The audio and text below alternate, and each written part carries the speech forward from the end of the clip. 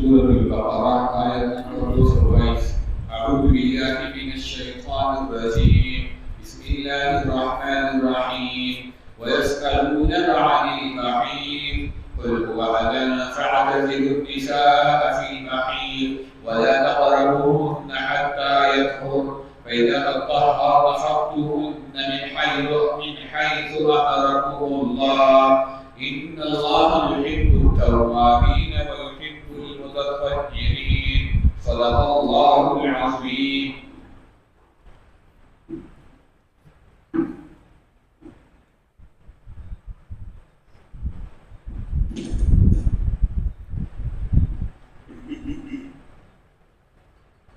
الحمد لله وحده والصلاة والسلام على من لا نبي بعده. أما بعد، قال الله تعالى في محكم كتابه: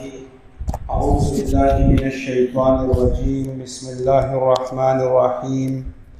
ويسألونك عن المحيض قل هو أذى فاعتزلوا النساء في المحيض إلى آخر الآية. د دین مخکې آیاتونو کې الله تعالی فرمایل چې ګوره تاسو د مشرکی زنانه سره نکاح مه کوئ. د هغې وجه دا ده چې د هغې باطن ګنده دی، شرک پکې موجود دی، په سینه کې کفر موجود دی، نو دا ګنده ده. نو د دې نه مخکې الله تعالی د باطني ګندګۍ بحث وفرمایو. اوس دې آیات کې الله تعالی یو ظاهري ګندګي ده چې د هغې نه ځان ساتل پکار دي، او نو الله تعالی دا غي بحث فرمایي. او نو په شریعت کې الله تعالی چې دنو د انسان چې ظاهرم پاکي او باطنم پاکي، نو الله تعالی ته دا انسان خوښ دی. باطن څنګه پاکي؟ لکه انسان چې دنو د تکبر نه پاکي، د ریاکارۍ نه پاکي، د حسد نه، د منافقت نه،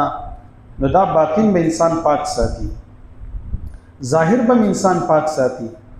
پیغمبر علیہ الصلوۃ والسلام یو سړی ولیدو د سیګرټ وړ یختیو، نو نبی علیہ الصلوۃ والسلام فرمایل وای په د باندې څه چل شوی دی، چرته داسې قینچی یا سنشته چې د خپل یختلک برابر کی، نو غلاړو نو ځانه برابر. دغه شانت کې یو بل سړی وغه د سفیر شو، دا کپړې ډېر زیات اسخاوي، نو نبی علیہ الصلوۃ والسلام فرمایل چرته وبنه وی چې دا کپړې به پاکي کی، نو غلاړو نو خپل کپړې پاکي کړي. دینه دا خبر معلومیږي چې شریعت ظاهرم انسان چې پاکي او باطنم پاکي، نو دا انسان د الله په نسبت ډېر مقبول دی. او نو اصل کې د دې آیت تعلق د زنانو د احکاماتو سره دی. دیو جن مونږه غټ لوډ سپیکر چې د هغه بند کړی دی ځکه چې بعض مسائل انسان حدث نشي ویلې. او دینه مخکرونو دا خبره زده کوي چې په شریعت کې په دین زده کولو کې څه شرم نشته. لکه زه به حیثیت د کشر به یم، خو بعضې خبرې بدسي چې هغه د شریعت دي او واضح کول پکار دي، د هغې نه بغیر انسان پوهېږي نه. د نبی علیه الصلاة والسلام په دور کې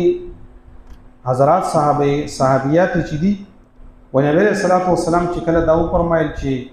کله یو زنانه ته مثلا حیض راشي، بیماري ورته راشي، نو چې تر څو پورې د دې بالکل داینې دا رنګ مطلب هغه سپین شوی نه وي، نو هغه وخت پورې ودا چې نو روزه هم نه نیسي او منځ هم نه کوي. و بیا به دې صحابیاتو چې نو وخت په وخت باندې کپړې راوړې. نبی اسلام ته خو دې چې وس برابر شو کنه، وس برابر شو کنه. عائشہ صدیقہ رضی الله عنها پس راوته چې ګور تاسو نبی اسلام د سم مخه کپړې راوړې. خو بس دومره خبره شو چې کله تاسو مطلب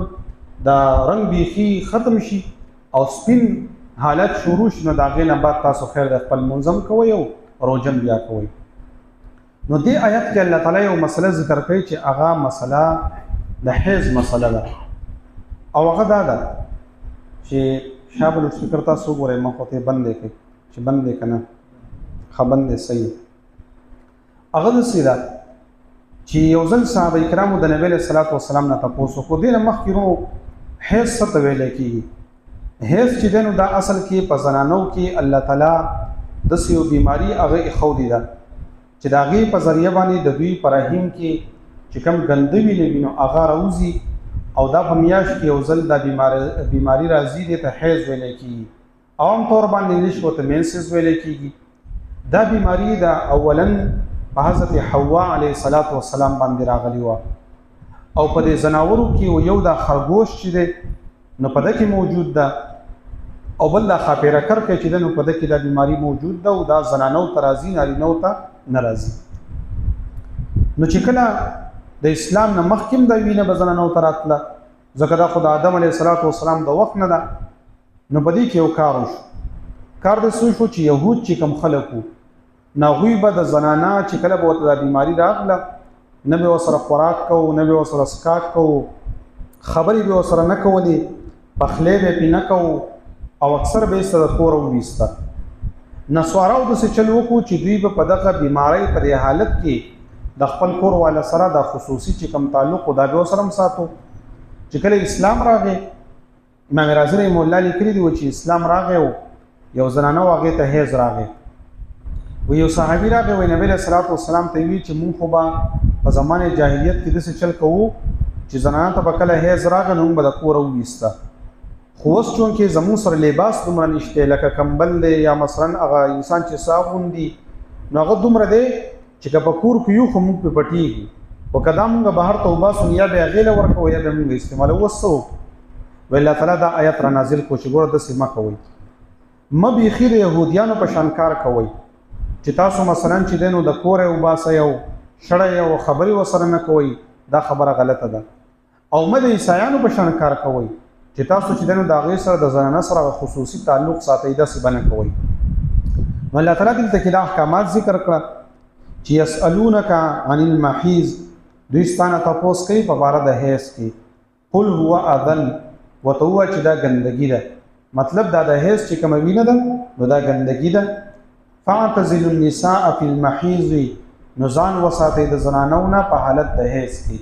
مطلب دا د ځان ته داسې وساتئ چې دا کم د ښځې او د خاوند خصوصي تعلق دی هغه ورسره مه ساتئ نور خیر دی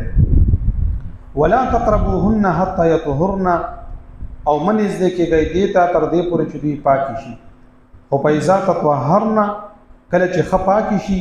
فاتوهن من حيث امركم الله نو د هغه ځای نه ورته راځئ چې الله تعالی تاسو ته حکم کړی دی مطلب په بیمارۍ په حالت کې ورته مه راځئ چې کله پاکې شي ان الله يحب التوابین ويحب المتطهرین الله تعالی خوښوي توبه ویستونکي خلک او هغه خلک چې هغوی پاک دي د الله خوښ دي ورونو حیض چې دی نو دا اصل کې زنانو ته هغه راځي نو پیغمبر علیه الصلاة والسلام فرمایي چې اصنعوا كل شيء الا النکاح داسې وکړئ چې په دې حیض په حالت کې د زنانه سره هر تعلق جایز دی خو صرف د ښځې او د خاوند چې کوم خصوصي تعلق دی هغه ورسره مه ساتئ دیو جن احادیثو کې راغلي دي چې که یو زنانه ته مثلا د مینسز د بیماري راغلي ده نو خاوند داسې کولی شي چې مثلا د نوم نه بره د هغې نه چې د فایده حاصلولی شي تاسو پوهېږئ په دې خبره باندې دغه شان د دې پتون نه ښکته یو سړی چې د نو هغه فایده حاصلولی شي مطلب دا دی چې یو ځای ژوند کولی شي یو ځای چې د نو سکون حاصلولی شي نو دا نه ده چې مثلا زنانه ته بیماري راغله نو بیخي د زناور شو چې ځان متې بیخي ساتي داسې نه ده بلکې دا خاص چې کوم تعلق دی نو هغه پکې منع دی نور بالکل جایز دی نو یو مسله دا شو د دې وجې نه حضرت اسید رضی الله تعالی عنه حضرت عباد رضی الله تعالی عنه دا یو دوه صحابه کرام دي نو دوی راغله وایي نبی علیه الصلاة والسلام ته وی چې د الله رسول مونږ په هر شیز کې د نصارا او د یهودو مخالفت کوو نو نصارا چې یهود چې دي نو هغه بیخي د دې زنانه سره تعلق نه ساتي نو که ستاسو مونږ ته اجازت نو موږ په دې حالت د حیض کې لکه د خپل بیان سره تعلق ساتنه جایز دي و نبی علیہ الصلوۃ والسلام رب مبارک تک سر شو او پیغمبر علیہ السلام ته مخ واړو و بیا دې صحابه کرام ته د خپل غلطۍ احساس وشو و نبی علیہ السلام د دې سمکیالي کې پای راوړو او ویلې کل چې نبی علیہ السلام یې سکی کنه و نبی علیہ السلام هغه پای وسکل و دې ته پته ولې چې غوسه لګه سره شوی ده و بیا له ورغله چې د الله رسول زموږ مطلب دا نو خو موږ د دین په مسله باندې ځان پویو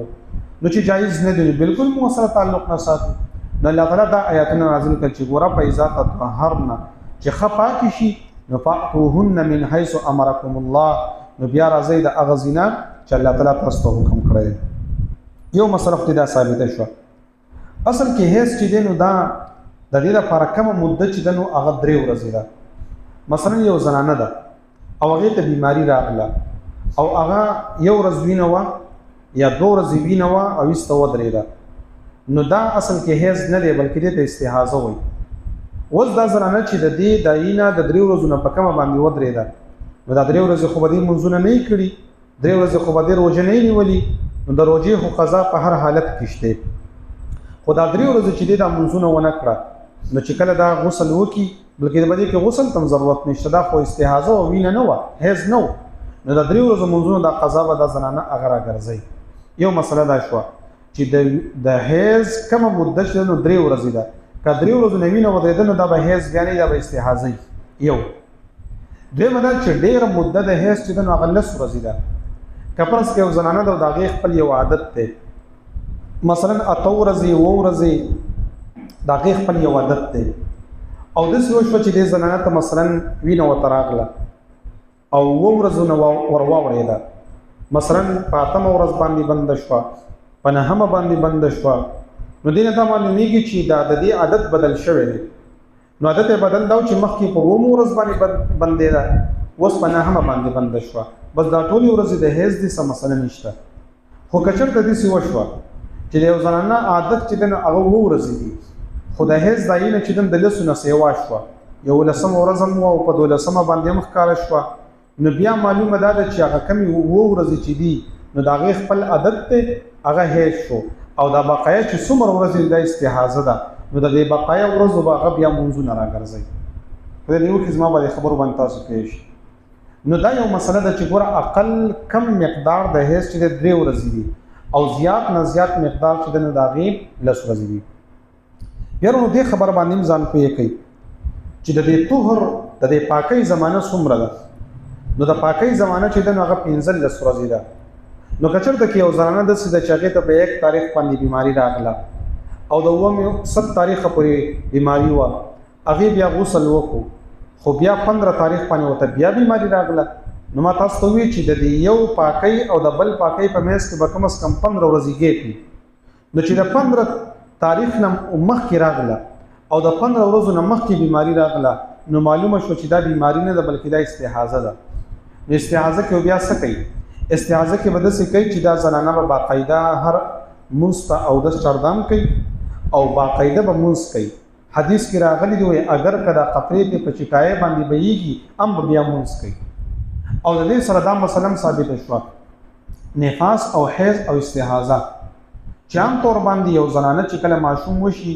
او هغې ته کومه وینه راځي نو هغې ته نفاس ویلی کېږي. نو د دې نفاس لپاره لکه اکثر ټیم چې دی نو هغه 40 ورځې وي چې 40 ورځو پورې د دې دا وینه جاري کېدی شي، خو د کم دپاره هېڅ وخت نه دی مقرر. که فرض که دا زنانه و ماشوم یې وشو او په 15 ورځ باندې د دې وینه ودرېده، نو په 15 ورځ باندې به دا پاسي او غسل به کوي. هو که ډاکټر ورته ویلي دي چې زخم دی، ګولۍ خوري، جدا خبره ده. خو نور لکه اکثر داسې چې زنانه چې دی نو هغه 40 ورځې پرته او 40 ده او منځونه پرې راوړي، نو بیا وایي فدیه به وروسته ورکوئ، پیسې بیا نه کېږي. پکار ده چې دا به خپل لمونځ به راګرځوي. نو په حیض کې هم دا خبره ده او په نفاس کې هم دا خبره ده. نو مسلمانانو ما دا خبره وکړه چې ګوره د حیض دپاره کمه مدته چې ده نو هغه 3 ورځې ده او زیاته مدته چې ده نو هغه وله 10 ورځې ده، او د یو پاکۍ او د بل پاکۍ په منځ کې به کم از کم 15 ورځې پکاري. نو که د 15 ورځو نه مخکې بیماري راتله نو دا به حیض نه وي بلکې دا به استحاضه وي. او استحاضه ما تاسو ته وویل چې هغې به هر یو لمونځ ته بیا هغه اودس چړدام کوي او باقاعده به خپل لمونځونه کوي. دا مسله شوه. دغه شانته کې یو انسان دی، نو که اوس داسې وشوه چې یو زنانه ده او د هغې 7 ورځې عادت دی او په 8مه ورځ باندې د دې وینه ودرېده، نو چې تر څو پورې دې غسل نه یې کړی نو یو خاوند د خپلې ښځې سره تعلق نشي قایمولی. خو که چېرته داسې و چې 10مه ورځ باندې ودرېده، نو که بیا 10مې ورځ باندې دا وینه ودرېده، نو که بیا د زنانه غسل نه هم دی کړی نو تعلق ورسره قایمولی شي. او که د 10 ورځو نه په کم ودرېږي تر څو پورې غسل نه یې کړی نو تعلق ورسره قایمول ناجایز دي. یو مسله دا شوه. د حیض په حالت کې په زنانه باندې لمونځ نشته او نه پرې روژه شته، خو البته داسې چې د لمونځ قضا پرې نشته او د روژې قضا پرې هغه لازمي ده. بله مسله دا شوه دغه شانته کې دغه زنانه چې هغې ته بیماري راغلې ده، نو خاص چې کوم اندام دی نو دا غینه پیدا حاصلول حرام دي او نور چې کوم اندامونه دي نو دا غینه پیدا حاصلول هغه جایز دي ای باندې تاسو پیږي د قشانت کې حایزه زنانه چې هغه په تلاوت د قران مجید نه کوي قران مجید له بلاس نه وروړي هو کپرس کدا حافظ ده او پنیت د وظیفه باندې تلاوت کوي نو هغه جایز دي خو پنیت د وظیفه او کپرس کا پنیت د تلاوت کوي نو بیا موږ تلاوت جایز هغه نه دي البته که کوم زنانه حایزه ده او هغه مثلا ذکر کوي نو ذکر پکې جایز دی دا شان یو انسان چې نو مثلا په حالت د جنابت کې دی نو ذکر دله جایز دی درود شریف پکې ویلای شي او د قران مجید تلاوت پکې کولای شي خو د وظیفه پنیت لکه آیت الکرسی پکې وای امن الرسول پکې وای نو پنیت د وظیفه باندې پکې جایز دی خو نور به تلاوت د قران مجید نه کوي کوم زنانه چې مثلا خلکو ته قران مجید خي لکه مثلا ماشومان ته سبق وای او اوس دې ته هي زراغم دا بس کوي نو دا چې قران مجید وای نو دا پوره جمله بنه مکملای د څه وای ګوره ويسالونك عن المحيض دې څه وای د څه باندې چې ويسالونك عن المحيض جمله بنه پوره کوي دا د زنانه ته حکم هغه متوجه ده چې په دې حالت کې به د قران مجید تلاوت نه کوي د قشان د کې دا زنانه چې دا به اعتکاف ته نه کینی کپرس کوم زنانه ته اعتکاف ته ناس تو پکور کې او په دې مېنس کې وته هیڅ راغی نو اعتکاف باطل شو نو آینده بیا د دې اعتکاف هغه قضا راګرځي بل مسله دا شو د قشان د کې کم زنانه ته چې هیڅ راغی نو په دې حالت د هیڅ کې د زنانه طلاق ورکولم جایز نه دي ځکه په حالت د هیڅ کې عام طور باندې د زنانه اصل د انسان نفرتي نو شریعت وایي چې نه توله په دې ټیم کې طلاق ورکړي چې ستا وته خرغ بتی نو په ټیم کې ته بیا پوره سوچ کې نو په حالت د هیڅ کې زنانه طلاق ورکول جایز او هغه نه دي نو یو خدا مسله بیا الله تعالی فرمایي نساؤکم حرث لكم تاسو زنانه چې دین هغه تاسو د لپاره د فصل زیاده نو فاتو حرثکم ان شئتم نو تاسو خپل پټی ترازی چې څنګه تاسو خوخی اصل کې د شان نزول داو يهودو بدا خبره کوله چې کفرس کې انسان را ولګیدو او د خپل زنانه سره تعلق قائم کو خورونو ګورا دا انسان الله تعالی د څخه پیدا کړی دی چې دا زنانه چې کم دی نو د دې د ماشومانو د پیدا کولو الله تعالی یو خاص ځای مقرر کړی او دا هغه ماشومان چې د کمزینه پیدا کیږي نو دا هغه زګینا مسلمان له پیدا حاصلول حلال او جایز دي نو يهودو بدا خبره کوله چې یو سړی د خپل کور ول سره تعلق قائم کو او دغه د ماشومان چې د کمزینه پیدا کیږي دغه سره پیدا حاصل کړه خو مطلب دا دی چې د مطلب د شا طرف نه راغی مطلب هغه ځای هغه استعمال کو خو طریقه کار مختلف استعمال کو نو د دې ماشومان به اړانده پیدا کیږي نو شریعت وینا نساؤکم حرث لكم فاتوا حرثکم ان شئتم تاسو زنانه چې نو تاسو فصل دی پټه دی چې رقم طرف نو ترازی کله په پوله و ترازی کله بل طرف راځي کله بل طرف راځي خو پایده به یو ځګینه حاصله وي لکه زه به مثال درکم چې دا پټه دی او په دې مینس کې چې دنو مثلا هغه تاسو مولای او ټیپر کړل دي نو تاسو خو خدا که مثلا ته په دې طرف راځي که په دې طرف راځي که په دې راځي وګوره صرف د دې ځګینه به مولای حاصله او ټیپر به د دې ځګینه حاصله د هغه ځګینه د هغه ځګینه د ځینه بنه حاصله پوه شو په خبره باندې نو مطلب دا دی چې الله تعالی فرمایي نساؤکم حرث لكم تاسو زنانه تاسو د کروندې زیره فاتو حرثکم ان شئتم چې څنګه تاسو خوخی نو تعلق قائموي د دیو جن پیغمبر علیه الصلاۃ والسلام فرمایي چې د قیامت پر ورځ باندې به الله تعالی هغه انسان ته په نظر د رحمت باندې ونګوري چې څوک د خپل زنانه سره تعلق او فائدہ حاصل کی د هغه ځګینه چې مطلب دا دی چې هغه د ګندګۍ ځای دی هغه د ماشومانو د پیدا کولو ځای نه دی او د بل ځګینه انسان راولږي او فائدہ حاصل کی نو دی انسان ته الله تعالی د قیامت پر ورځ باندې نه ګوري دیو جن پیغمبر علیه الصلاۃ والسلام فرمایي چې ملعون من اتا امراه فی دبرها هغه انسان باندې د الله تعالی لعنت دی چې کوم انسان د خپل زنانه نه فائدہ د هغه ځګینه نه حاصلې چې د کم ځینه ماشومان پیدا کیږي او د بل ځګینه پیدا حاصلې نو په دې انسان باندې د الله لعنت دی خو یو مسله ده چې عام طور باندې زموږ معاشره کې دا مشهور ده چې یو سړی راولګېدو د خپل کور ول سره تعلق قائم کو خو په هغه ځای کې قایم نه کو چې د کم نه ماشومان پیدا کیږي او په بل ځای کې وسره تعلق قایم کو نو د خلکو نظریه دا چې دا ښځه په طلاقي نو شریعت کې دا چې دا ښځه په طلاق نه ده خدا دومره لویه ګناه ده چې دا په هیڅ چیز باندې نه کیږي نو دې لپاره به لویه توبه پکاري لویه توبه بدای چې انسان به الله تعالی ته وجاړي فریاد به ورته وکړي چې الله تعالی نن نه بعد به زه دا عمل نه کوم نو الله تعالی به انشاءالله معاف کړي نو ځکه الله تعالی فرمایل چې فأتوا حرثکم أنا شئتم وقدموا لأنفسکم او د ځان لپاره مخکې ولېږئ تیاری وکړئ مطلب دا چې اولاد پیدا کړئ واتقوا الله واعلموا انکم ملاقوه وبشر المؤمنین او زیر ورکړئ مؤمنانو ته رونو بس دا بعضې خبرې د دې متعلق هغه پوره نو کده څه خبره شوي په هغې باندې زما زیرت خوایم خو مطلب دا چې شریعت دی دغې نه بغیر د آیات حل کېدوم نه او بعضې خبرې خیر دی په علم کې اضافه وشي پیغمبر علیه السلام خپل صحابو ته هم دغه شانته کې ویلي دي او قرآن مجید یې مونږ ته وایي لهذا بعضې خبرې مو خیر دی لږ واضحه وکړئ دغې باندې طبیعت دروند نه کوي ویسألونک او تپوس کوي ستانه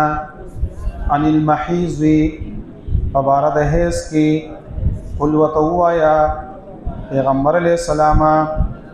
هو اذن دا ګندګي ده فاعتزلوا النساء ځان وساتئ د زنانو نه فی المحیض په حالت د حیض کې ولا تقربوهن او من نږدې کېږئ د زنانو ته حتی یطهرن تر دې پورې چې پاکې شي فاذا تطهرن هر کله چې ښه پاکې شي فأتوهن راځئ ورته من حیث امرکم الله د هغه ځای نه چې الله تعالی حکم کړی دی تاسو ته ان الله بشک الله تعالی يحب التوابین خوښي هغه خلک چې توبه وباسي ويحب المتطهرین او خوښي پاک خلق نساؤکم حرث لکم استاسو زنانا استاسو د فصل زیره فأتو حرثکم رازی خپل فصل تا انا شئتم چې سنگم خوخوی وقدمو لانفسکم او تیاری وکی د خپل ځانونو د پارا واتقوا الله ویریږئ د الله تعالی نه واعلموا او فیشئ انکم ملاقوه چې تاسو ملاقات کوونکي یئ د الله تعالی سره وبشر المؤمنین او زیر ورکا مؤمنانو ته الحمد لله رب العالمين والعاقبة للمتقين الصلاة والسلام على رسوله محمد وعلى آله وأصحابه أجمعين اللهم احسن عاقبتنا في الأمور كلها واجرنا من خزي الدنيا وعذاب الآخرة برحمتك يا أرحم الراحمين.